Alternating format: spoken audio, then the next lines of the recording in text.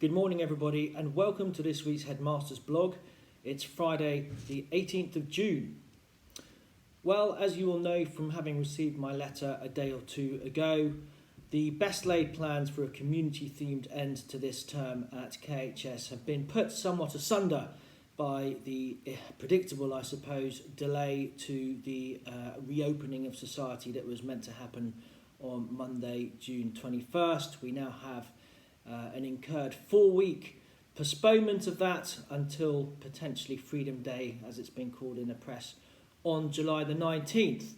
Now, my personal opinion is that short-term pain is going to yield to long-term gain, and I do believe that however difficult it is to stomach and however much extra work this announcement has entailed, it has got to be for the greater good for us just to pause and hopefully to ensure that the new academic year in September is going to be protected and have a greater degree of normality about it if we're able just to maintain the status quo here for an extra 4 weeks.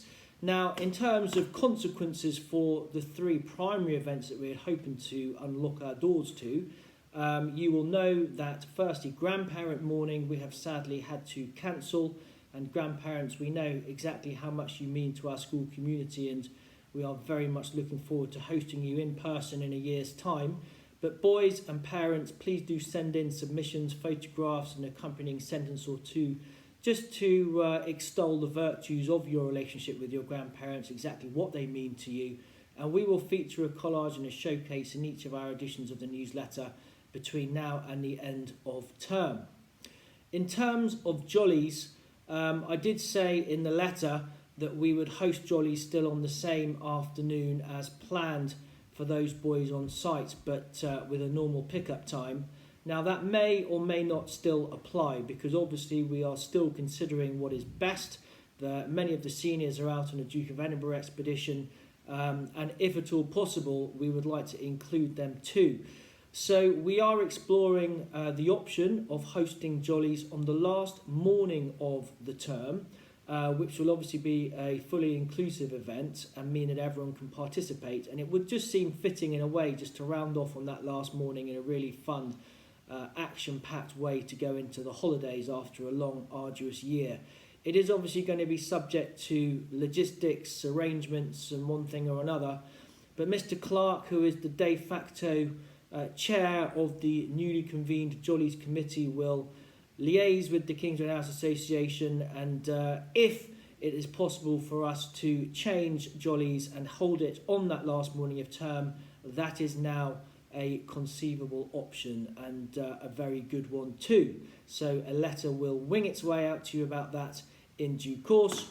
In terms of prize giving, no change there particularly. We are still looking forward to hosting a prize giving event, albeit a reduced one in format, for the boys, and it will be a celebration of their successes for staff up in the Marquis at Epsom College at 6 p.m. on Monday the 5th of July.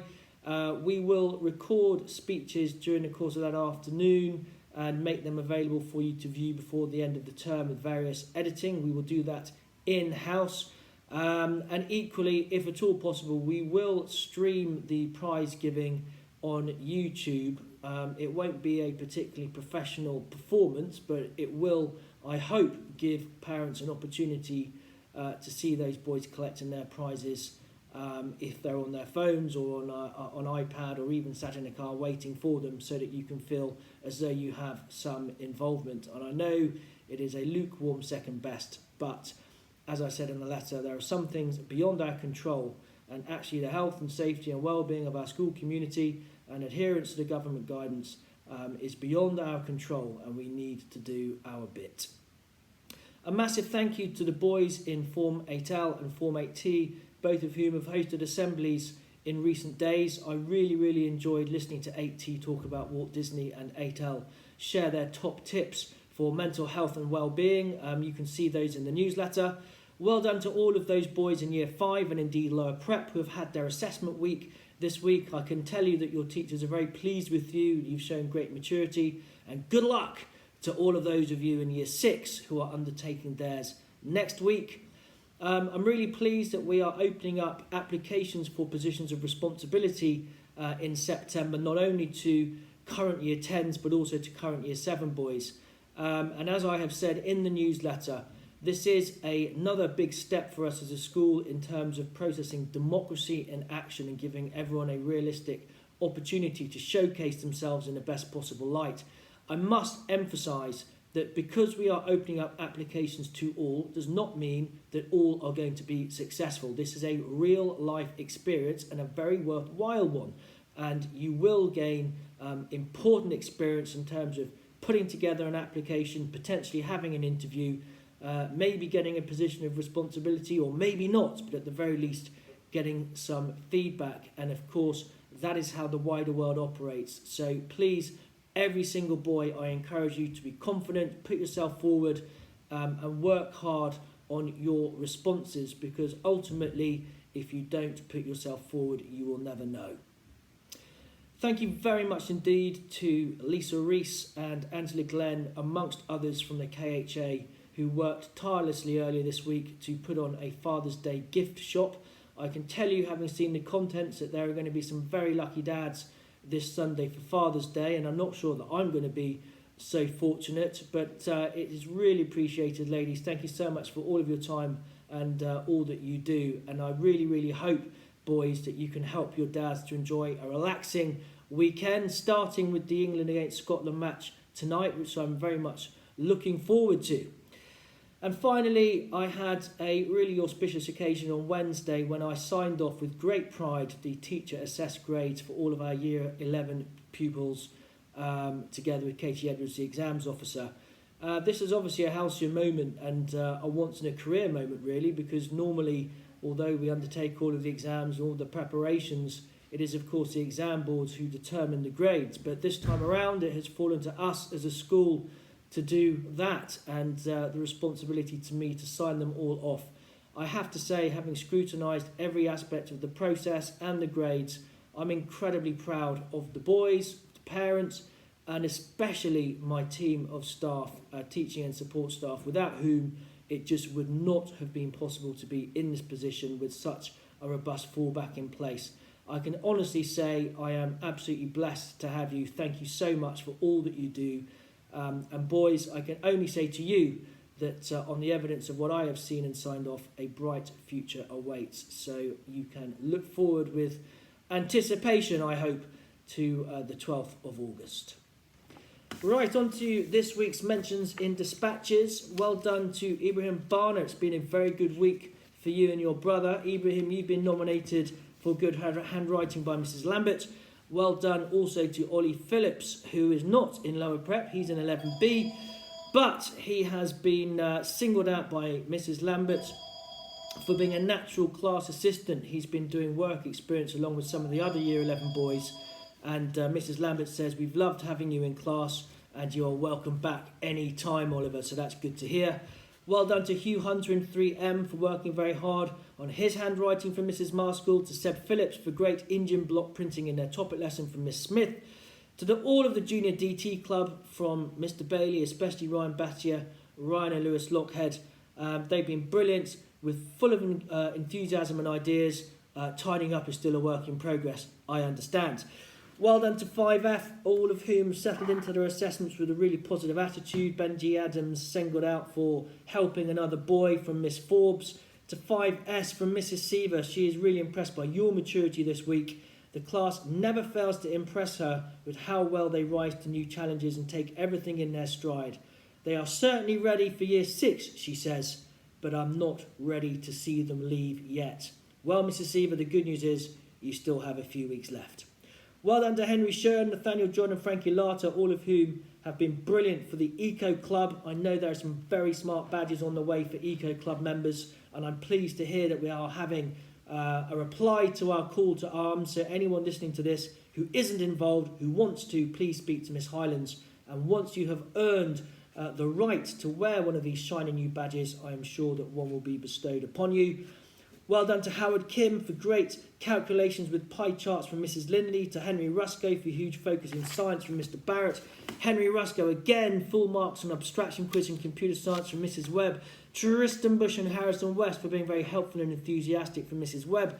Well done to all in 6S for their lesson on the Wars of the Roses earlier from Mrs. Hornstetter. She was especially pleased with Hussein Barna, who has also been nominated for a really articulate and informed contribution in their class debate on vegetarianism by Madame Swift.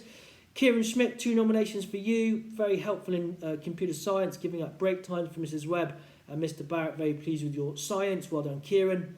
Well done to Theo Jenkins, who has 3 nominations this week. Firstly, from Mr. Barrett for great punctuality. Secondly, along with Avanish Gunjal for great French results from Madame Swift. And thirdly, from Mrs. Weston for his English. So Theo, I think that is superb work from you. Well done to 7BLs, Henry Triano and Kobe Wood, both very helpful when practicing for the form assembly. Jonathan Barnes, a really good performance in recent exams from Mr. Barrett. Josh Isles and Elliot Nicolau, both boys got house points for their effort in class, interest in art and producing some super work.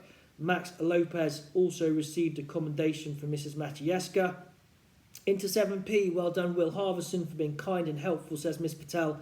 To Krishan Idris and Ty Bobo for great work in the class assembly from Miss Patel. And all of 7P have been commended by Miss Matieska for their commitment to art lessons.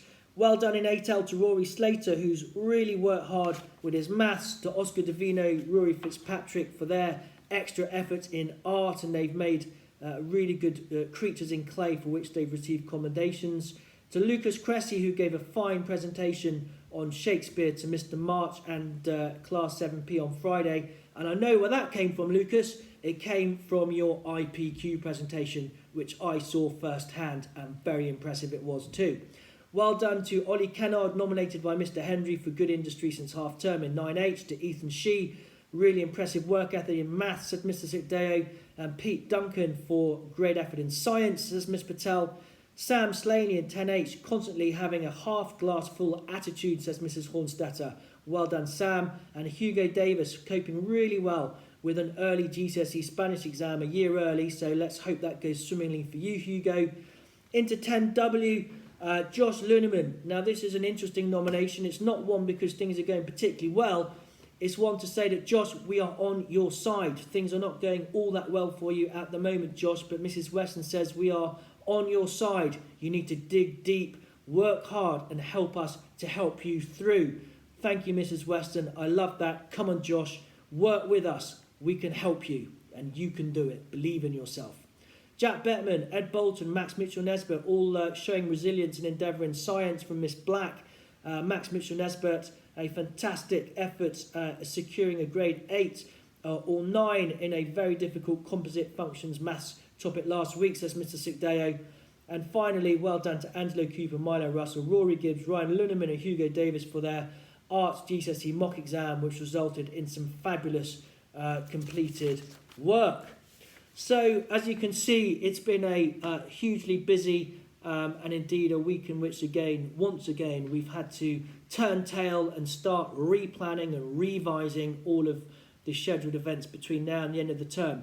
But it will be worth it, because we're going to make sure that these boys have a fantastic end to the term, and no matter how long it takes us, we are going to make sure that we finish on a real high, because they, you the parents, and we as staff deserve nothing less. So let's hope that the sun keeps shining, that we can continue to enjoy our beautiful site and work towards making the events as successful as we possibly can between now and the end of term.